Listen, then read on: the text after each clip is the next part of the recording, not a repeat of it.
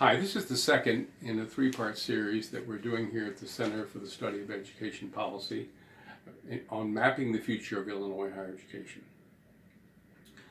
I'm Dr. Jim Applegate. I'm a visiting professor here at the center and have served previously as Executive Director of the Illinois Board of Higher Education, and before that at the Lumina Foundation. Illinois higher education is starting to recover from what was an unprecedented budget crisis in Illinois for 2 years in which Illinois did not pass the state budget.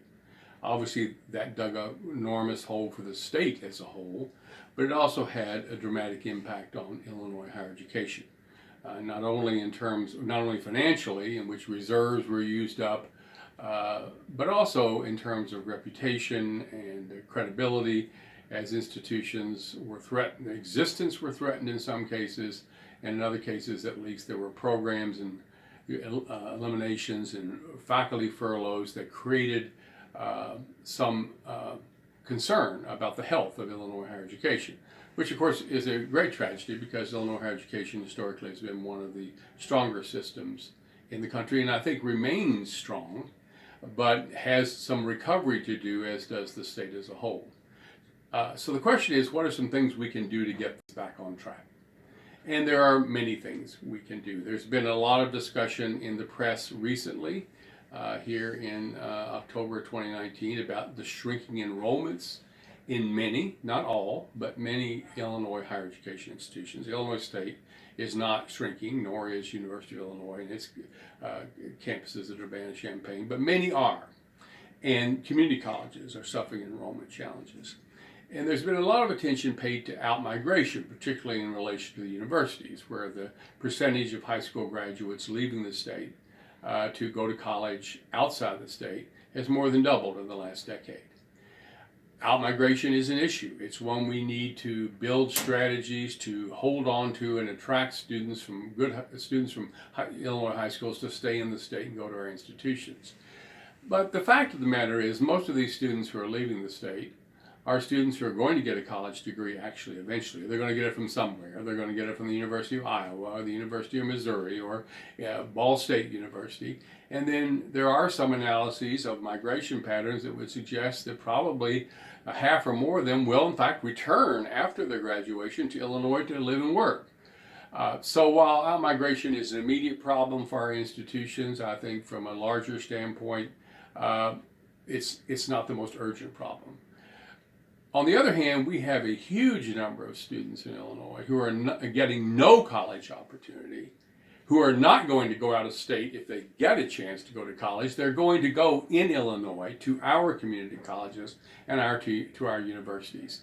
And these are the low-income students who would benefit from the restoration of Illinois' once nationally recognized MAP program, Monetary Award Program. Currently, this is a program that provides about $400 million and supports about 135,000 students to attend Illinois colleges. It is a program that is working to help us address some of the demographic challenges we're facing in general with the decline in the number of traditional high school graduates due to demographic changes in Illinois and the Midwest.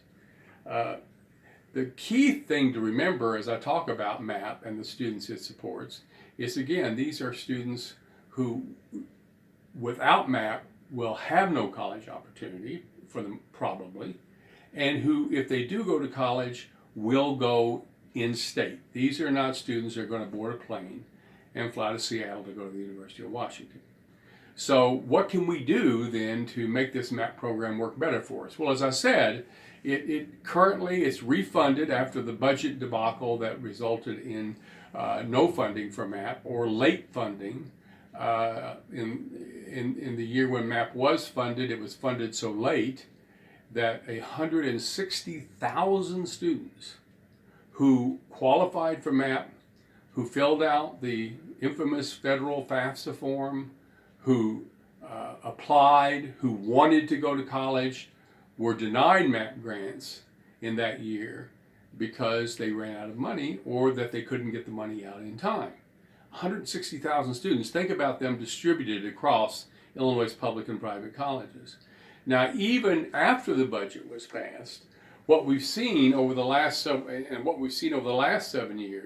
years, and again, there's a PowerPoint associated with this presentation that shows you all this graphically, is an enormous gap growing between the number of students actually applying for and qualifying for MAP grants and the number of grants actually given.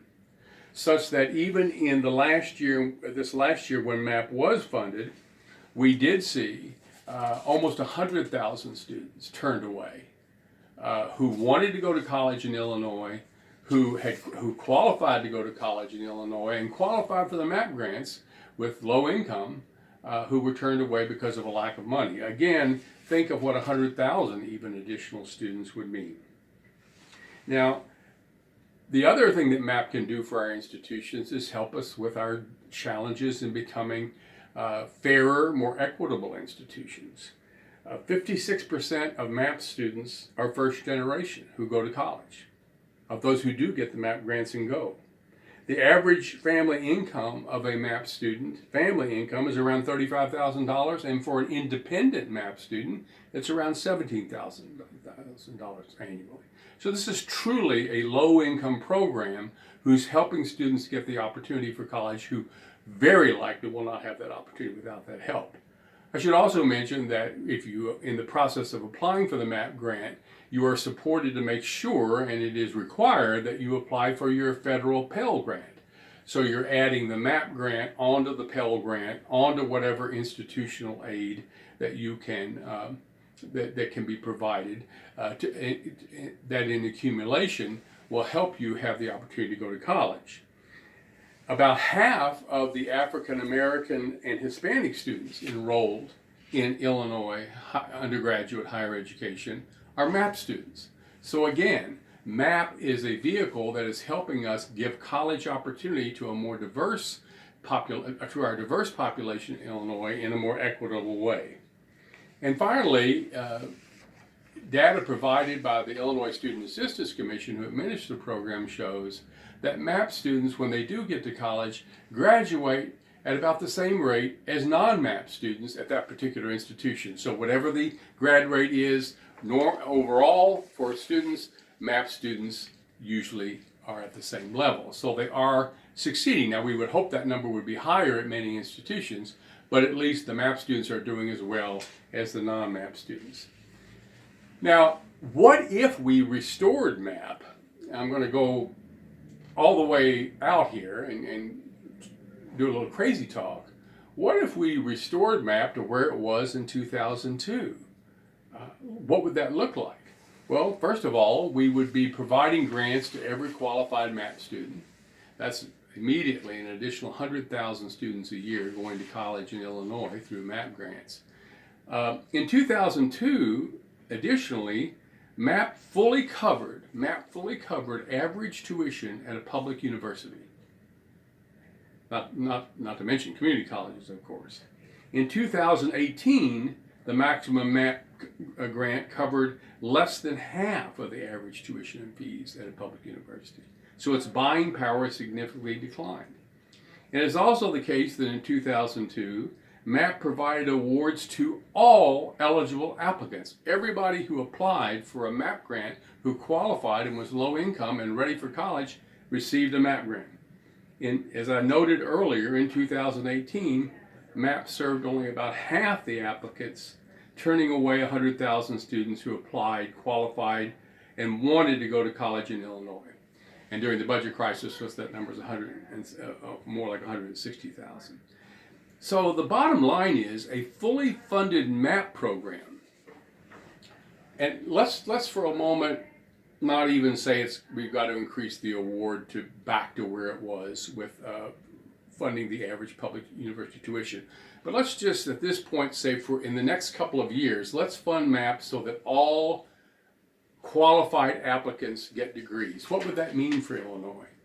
A fully funded MAP program serving eligible adult and underserved traditional students would increase college enrollment by hundreds of thousands over a 4-year period. And because Illinois leaves $110 million in federal Pell Grants on the table in Washington every year because we don't get enough of our Pell eligible students to fill out the FAFSA and apply. For every student we grow in the MAP program, that's more of that $110 million we could bring in. So over a 4-year period, we could well have nearly $500 million in additional federal dollars coming in to support college going. So hundreds of thousands of more students, better utilizing tens of millions more dollars from the federal government and Pell, and putting it in a program that has demonstrated that it provides the supports necessary to get students to college and who graduate at the same level as non-MAP students.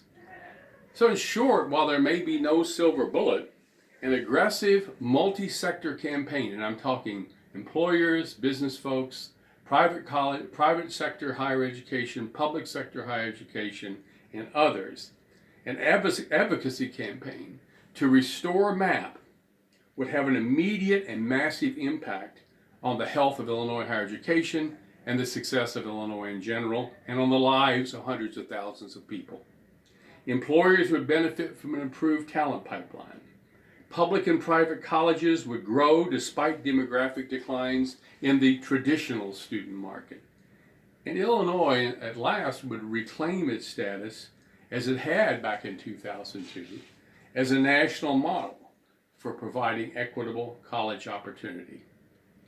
There are many other things that we need to do in higher education, certainly. There is much else that needs to be done in Illinois to move forward and recover from the 2 years of no budget. But I can think of few things that would advance Illinois and its higher education system more immediately and quickly, and at least in the medium term, than to focus attention on restoration of the nationally recognized Illinois MAP program.